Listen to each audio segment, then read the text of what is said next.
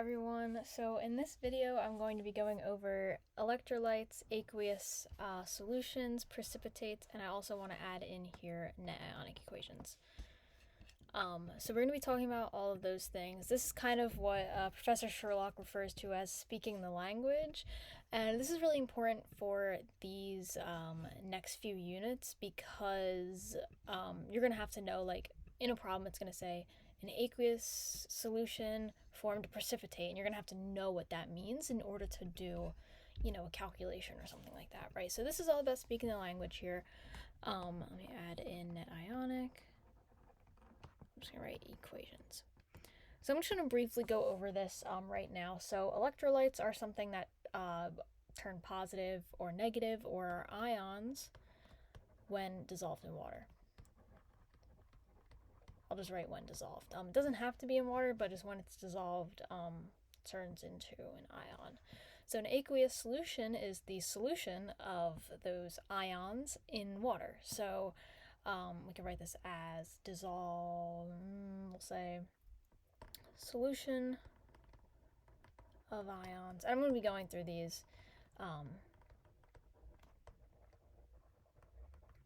more. Precipitates are solids formed in an aqueous, because it starts with A, in an aqueous, I'm just going to write it as that, reaction. And the net ionic equation is the, how would I describe this? The ions needed to form a solid. Right, so those are like the basic things, but I'm going to go in more depth with those right now. So the first thing that we're going to be looking at is aqueous solutions. So first thing that we want to talk about is, what is an aqueous solution? So just as I said before, it is a solution where the solvent is water, right? So a solvent is the thing that is dissolving something. So as we can see here, I have a little beaker full of water, and it seems that somebody added in some salt. So just some table salt, which is just sodium chloride. And because this dissolved in the water, we'll go over that's an electrolyte, but either way, this would be considered an aqueous solution of sodium chloride, right? So let's do an example of something else that is an aqueous solution, right? So they don't have to be things that necessarily like become ions when they are in water. So we'll do another example of something. So something else that dissolves in water, as I'm sure we all have experienced this thing, that would be sugar, right? So, you know, maybe you're making nectar for a bee that you found or something like that, or you're trying to feed hummingbirds. Oftentimes you use sugar water because that's what they like. So sugar is an aqueous solution. If you think about something that, you know, maybe you're in lab and something says you have 6 molar, you'll see this more often in Gen Chem 2, like these kinds of things, but we're going to start to see them in Gen Chem 1 as well. So say you have 6 molar NaOH, right?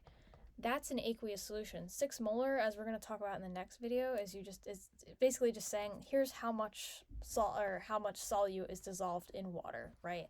So an aqueous solution is any solution where the solvent is water and the solid dissolves in the water, right? So if you have something that doesn't dissolve in the water, it's not an aqueous solution. That's usually uncommon where something doesn't dissolve in water, but anything that doesn't have like a polar charge to it doesn't dissolve in water.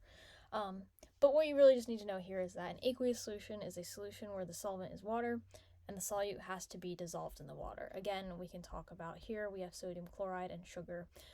All of those things dissolve in water, meaning that they are aqueous solutions when they are dissolved in water, right?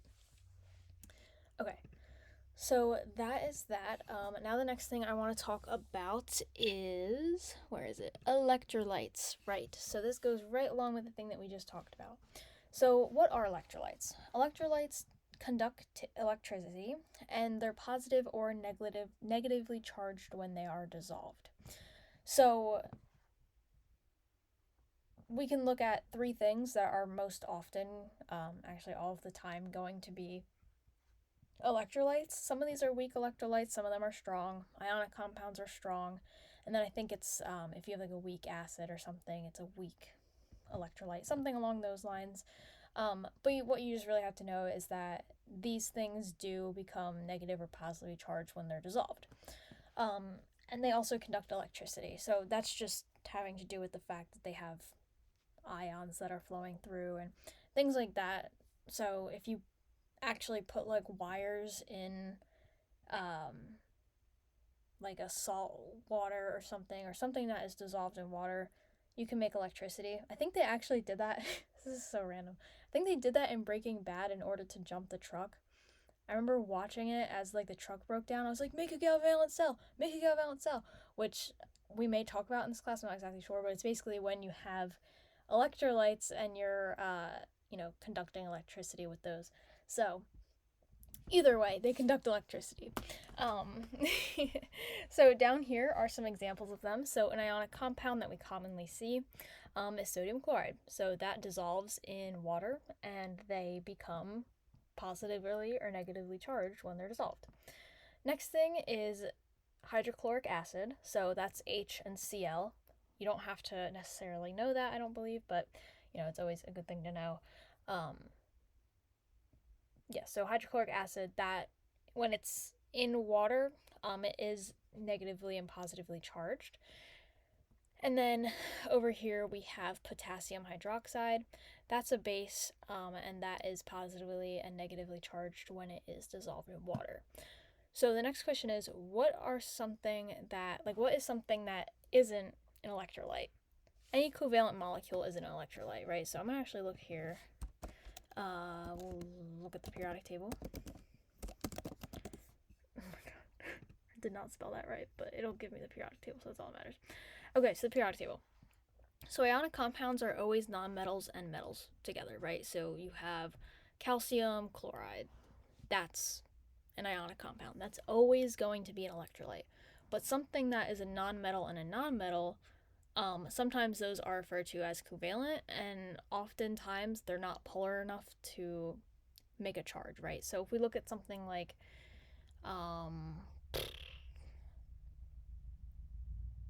I don't want to say water because water is pretty polar. If we look at something like carbon dioxide, right?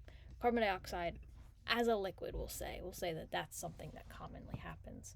Carbon dioxide as a liquid, that is not an electrolyte. Sugar isn't an electrolyte, right? So things like sugar, CO2, things like that, when they're in water, they don't dissociate, meaning that they don't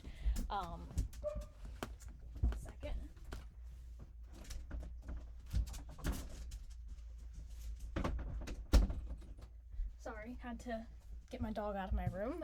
So they don't dissociate in water, right? Which basically just means like, I'm gonna make a new page for this. So when you have sodium chloride, right, it looks like this, and you add water to it, it becomes NaCl, right? So it's in the water. That's not right. So it's in the water like this, right? So let's say that this is the water in a beaker. NA's floating around doing its own thing, and Cl's floating around doing its own thing. Those two things are completely separate, right? But then when we have sugar and water, did I spell sugar right? That just doesn't look right. I don't know why. Sugar and water. This actually just makes sugar and water, basically. So it ends up looking something like this. Right, so it's just sugar by itself, chilling out with sugar by itself. So the sugar doesn't actually like dissociate. It just separates itself from other sugar molecules, right? It's not like, I think C6H12O6 is a sugar. Even if not, like the oxygen isn't removing itself, the hydrogen isn't removing itself, the carbons aren't removing itself, they're not dissociating. This whole thing stays as one, right? So, you know, if you have like a pile of sugar, let's say you have like 6.022, our favorite number, times 10 to the 23rd molecules of sugar, when you put it in water, it turns into 6.022 times 10 to the 23rd molecules of sugar dissolved in water. You know, you're not separating these things. Like, it's not becoming positively or negatively charged. It's just simply, you know, their other molecules are moving away from each other. This is like kind of a weird way of describing it, and I hope this is making sense, because like the way I think about this is a little odd. But I'm hoping that this is like helping, you know, making a little bit of sense. So again, things that are ionic are electrolytes, or positively or negatively charged when they dissolve. But things that aren't electrolytes are things that don't bear a charge when they're dissolved in a solvent. So that would be something like sugar. Okay. Now, the next thing that I want to go over is precipitates. So, apologies on my spelling here. I have no idea how to spell this. I'm not gonna lie. I kind of just throw letters in there that seem right. That might actually be correct, but I don't know. Either way. So, precipitates are solids that are formed after two aqueous solutions react, right? So that's what this would look like, right? So a chemical reaction here, we have an aqueous solution plus an aqueous solution. So let's say that we have something like, I don't know, anything. But when you react them, there's a solid that forms and another aqueous solution that forms, right? So over here, I have kind of like a little picture that I drew. I'm not an artist and I'm not an English major, so this is the best you're gonna get out of me. So we have one aqueous solution that is like a orangey pinkish color, kind of like a salmon, I guess. And then there's a lavender color aqueous solution that's going in. They're going to mix together once you drop it in. Once you mix them, there's a solid that forms, which looks brown. It wasn't brown before, it was green, but I'm also not good at color theory, so it turned brown. So you have now a, what color would that be? That's like a, I don't know, pinkish purple aqueous solution, and you have like a green solid. Like, the color doesn't matter, but I'm just showing like that's what it oftentimes look like. So mixing two aqueous things together in a solid forms. Precipitates are awesome to deal with just because it's so easy to see the chemical reaction happen. A lot of the times it goes from being like a cloudy solution to being a not cloudy solution. Also, those of you who are in Gen Chem 1 lab right now, we actually just did a precipitation reaction. I think it was like experiment 4, I believe is what we're on right now. So we made a precipitate reaction, and then we dried the precipitate, and then we got like the percent yield from it. But I don't know if you maybe like noticed it, but as it was sitting in like the hot water bath, you could see it get a little bit cloudier and a little bit cloudier, and then once you filtered it out, you know, you could see that there was solid there. So that's an example of a precipitate reaction. I personally like these because you can literally see it happening in front of you. Like, you can see the chemical reaction happening, which I think is pretty fascinating. Okay, so I just have an example here.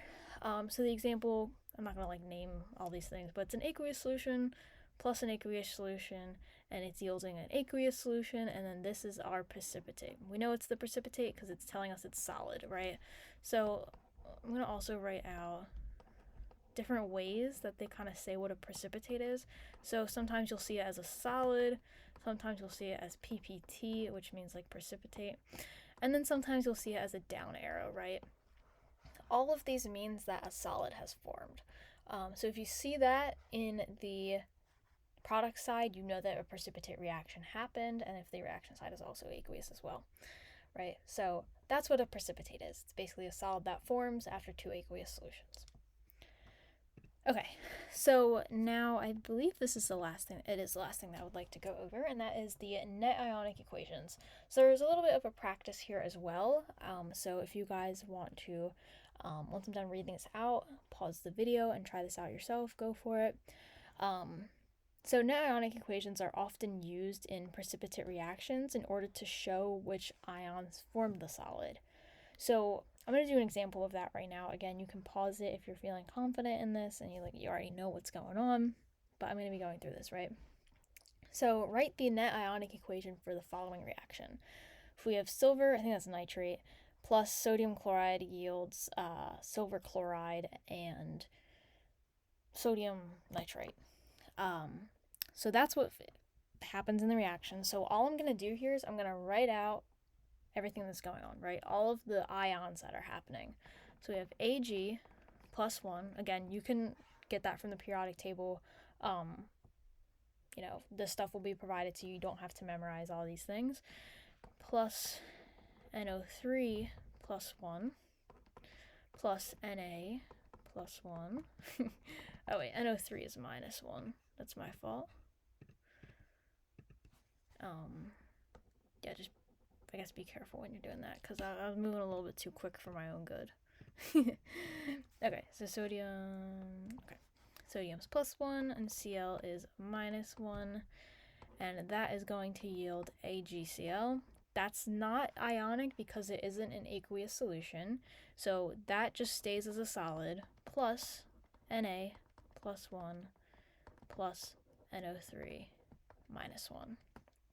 Okay, so the thing that we want to establish is what is going to be the net ionic equation and what is going to be spectator ions. So the first thing that I'm going to establish is what are the spectator ions, right? So the spectator ions are ions that aren't in the final reaction or don't participate don't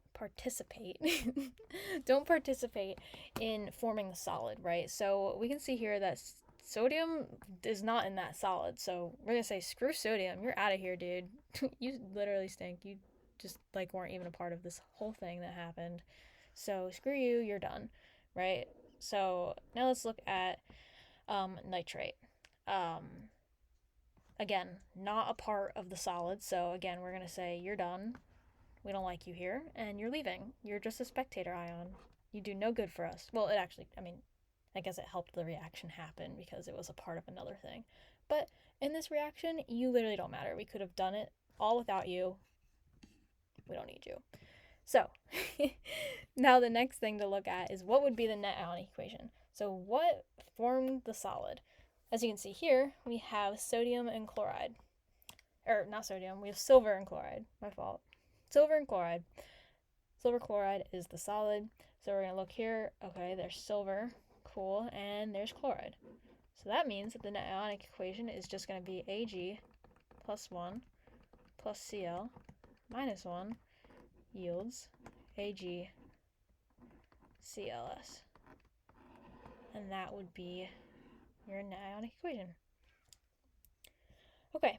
So that is the end of the video. This one was kind of a bit of a long one, but I hope that this helps you kind of understand, as we say, speaking the language. But yeah, again, if you guys have questions, feel free to reach out, and yeah, thank you all.